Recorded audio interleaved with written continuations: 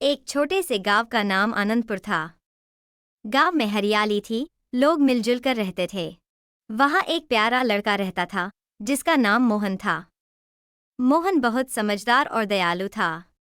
उसका सबसे अच्छा दोस्त उसका कुत्ता टॉमी था। मोहन और टॉमी हमेशा साथ रहते और खेलते थे। एक दिन मोहन ने सोचा कि क्यों न वह और उसके दोस्त पास के जंगल में पिकनिक मनाएं। उसने अपने दोस्तों राधा, मनीष और रीना को बुलाया। सबने मिलकर योजना बनाई और अगले दिन सुबह सुबह जंगल की ओर चल पड़े। उन्होंने अपने अपने बैग में खाना और पानी भर लिया। टॉमी भी उनके साथ था, वह खुशी से दुम हिला रहा था।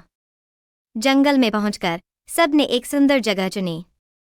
वहां फूल खिले थे, पक्षी चहक रहे थे और एक छोटी सी नदी बह रही थी। मोहन और उसके दोस्तों ने नदी के किनारे अपने चादर बिछाई और बैठ गए। खेलते खेलते राधा की नज़र एक सुनहरी मछली पर पड़ी जो पानी के किनारे फंसी हुई थी। उसने तुरंत मोहन को बुलाया। मोहन ने देखा कि मछली बाहर निकलने की कोशिश कर रही थी, लेकिन सफल नहीं हो पा रही थी। मोहन और मनीष ने मिलकर मछली को नदी में वापस डाल दिया। खाना खाने के बाद सबने जंगल के अंदर और घूमने का फैसला किया। चलते चलते वे एक बड़े और घने हिस्से में पहुंचे। अचानक उन्हें एक रोती हुई आवाज सुनाई दी। उन्होंने देखा कि एक नन्हा हिरण झाड़ियों में फंसा हुआ था। रीना ने कहा, हमें इसकी मदद करनी चाहिए। सबने मिलकर झाड़ियों को हटाया और हिरण को आज़ाद किया। हिरण बहुत खुश हुआ और कूदते फांदते हुए बोला, धन्यवाद। मैं अपने परिवार से बिछड़ गया था। क्या तुम मेरी मदद करोगे उन्हें ढूंढने में? मोहन और उसके दोस्तों ने तुरंत हामी भरी।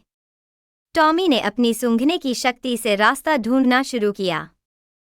थोड़ी दूर चलने के बाद उन्होंने देखा कि एक झरने के पास हिरण का परिवार खड़ा था। नन्हा हिरण अपने परिवार से मिलकर बहुत खुश हुआ। उसकी मां ने मोहन और उसके दोस्तों को धन्यवाद दिया और कहा, तुमने आज जो किया वह बहुत महान है। मोहन और उसके दोस्तों ने महसूस किया कि दूसरों की मदद करने में कितना सुख मिलता है। उन्होंने सोचा कि यदि हर कोई एक दूसरे की मदद करे तो दुनिया कितनी बेहतर हो सकती है।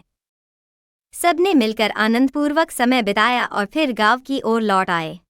उस रात मोहन और उसके दोस्त अपने अपने घरों में अच्छे सपने देखते हुए सोए। उन्हें पता था कि अच्छा काम किया है और इससे उन्हें बहुत खुशी मिली थी। टॉमी भी अपने बिस्तर पर आराम से सोया हुआ था, जैसे वह भी अपने दोस्तों के साथ बिताए समय को याद कर रहा हो। इस तरह मोहन और उसके दोस्तों ने यह सीखा कि मदद और दया का महत्व क्या होता है।